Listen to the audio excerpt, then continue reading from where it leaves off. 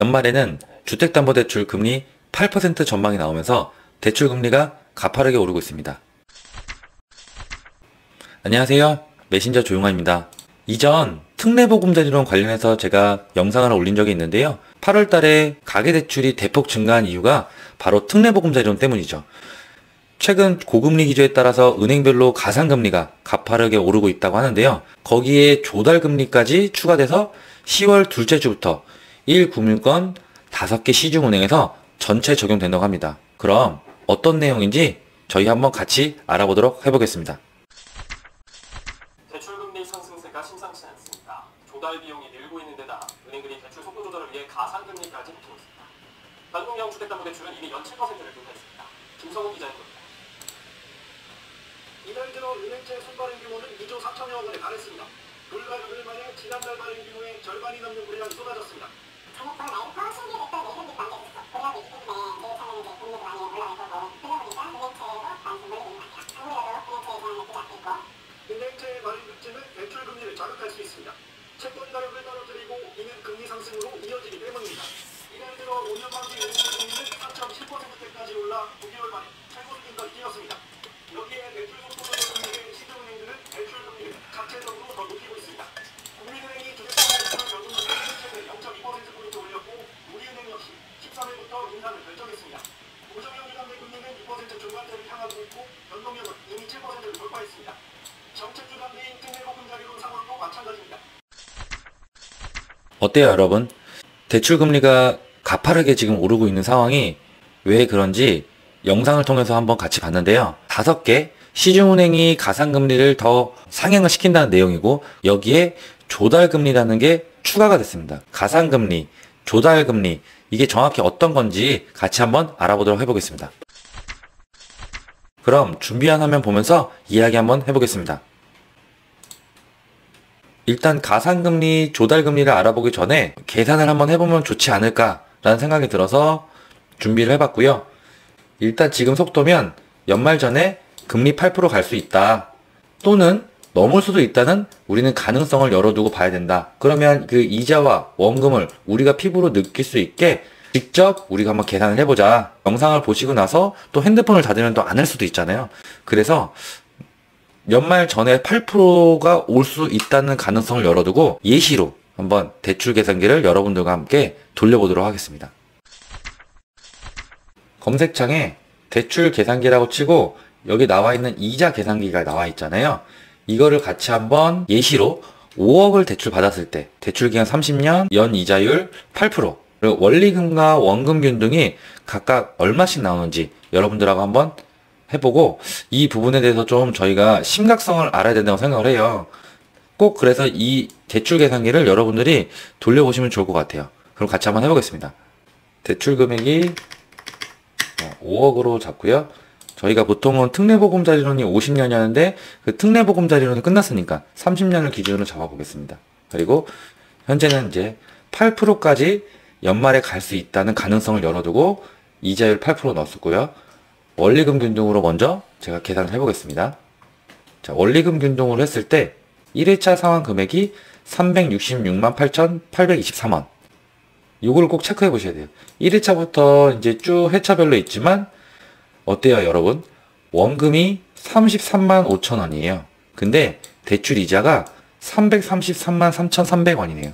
근데 이 300만 원만큼 얼만큼 내냐? 거진 100개월 이상은 납부를 해야지 이자가 300만 원 밑으로 떨어지기 시작합니다. 여기서 보시면 원금이 아직도 100개월 이상 납입을 했는데 65만 원밖에 안 돼요, 원금이. 원리금 균등으로 한번 해보겠습니다. 원리금 균등으로 동일하게 대출금액 5억에 30년 연말에 주담대 8% 기준으로 해서 원금 균등으로 계산해 보겠습니다. 원금 균등으로 했고요. 1회차 상환금액 470만 원입니다. 매월 470만 원에서 450만 원을 내야 되는 돈이라면 달러 ETF나 우량주 주식이 하향 전환을 하고 있잖아요. 많이는 아니지만 조금씩이라도 담아보는 게 좋지 않을까. 그리고 470만 원 정도 되는 돈을 1년간 모으면 470 1년간만 모아도 5,640만 원이네요. 이 정도 납입이 가능하다고 하면 예적금 금리가 특판으로 나온 것들이 많습니다. 그럼 아까 이야기를 이어서 대출금리 안에 조달금리가 있고 가산금리가 있다. 조달금리는 뭐고 가산금리는 뭐야? 조달금리는 지표금리라고도 얘기하는데 쉽게 은행이 돈을 구하는데 사용한 비용입니다. 가산금리는 은행의 영업마진이라고 보시면 되는데 영업마진의 이 비용을 대출의 가산금리에 녹인 것이다. 쉽게 은행 대출 상품의 영업수익이다. 이렇게 보시면 될 것 같아요. 그럼 왜 시장금리가 들썩이면서 금리의 상승 기조가 멈추지 않을 거라고 하는데 왜 그런 거냐? 이유가 뭐야? 그것은 이제 지나친 대출 급증을 막기 위해서 정부에서 이 가산금리를 각 은행마다 조금 눌러놓은 것들이 있었어요. 근데 그런 것들을 너무 많은 가계대출이 일어나니까 이런 부분을 억제하고자 금리를 올리기 시작한 겁니다. 두 번째는 아직도 B2 영끌 이런 소비자 때문에 대출 상환이 어렵다. 뭐 더 쉽게 얘기하면은 B2 영끌 이런 소비자가 지속적으로 대출을 했을 때 고금리 고물가 시대인데 이거를 상환을 성실하게 할 수 있냐? 성실하게 할 수 없다고 판단을 한 거죠. 3번, 특히 주담대 대출 증가세가 현재도 높은 상황이다. 이전 영상에서 제가 말씀드렸듯이 현재 지금 PF나 저금금 사태나 여러 가지로 인해서 내 집 마련을 하지 못한다는 이런 공포 심리가 크게 작용을 한 것 같아요. 그럼 우리는 대출보다는 현명하게 예금리 특판 상품도 한 번쯤 눈여겨볼 만한 시점이다. 왜? 아니 지금은 고금리 고물가 기조가 장기화 되잖아.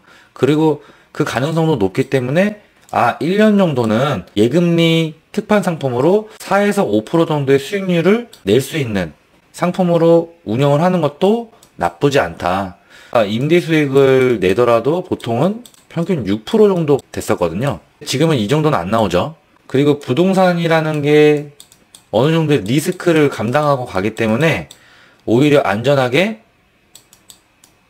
예적금의 오름세를 타면서 4, 5%의 수익률을 확보하는 것이 현명하지 않나. 지금같이 고금리 고물가 시대에 경제 전문가라고 하는 분들은 지속적인 스태그플레이션을 얘기하고 또는 스태키 인플레이션 끈적끈적하게 이 고물가 기조가 쭉 이어갈 것이다. 결국엔 물가를 잡지 못할 것이다. 물가 상승률은 잡을 수는 있지만 물가는 잡지 못할 것이다. 대다수의 경제 전문가, 국제기구에서 나온 보고서, 여기서 나온 내용들은 비슷하게 향후 다가올 미래에 대해서 전망을 해주고 있습니다. 우리가 전문가는 아니지만 그런 내용을 조금은 알고 있고 그것에 대해서 좀 대비를 하면은 도움이 많이 되지 않을까요? 어때요, 여러분? 오늘은 앞으로 다가올 주담대 금리와 금리 상승으로 인한 예적금 상품으로 단기적 수익도 우리가 같이 도전해보면 좋을 것 같습니다.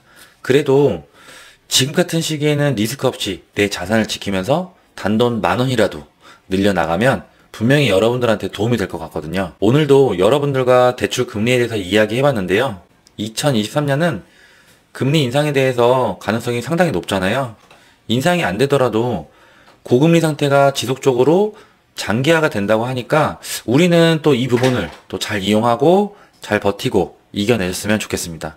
오늘도 영상 시청해주셔서 고맙습니다. 항상 건강한 정보와 소통을 중심으로 여러분들과 함께 하겠습니다. 오늘도 행복한 하루 보내세요. 그럼 우리 또 만나요.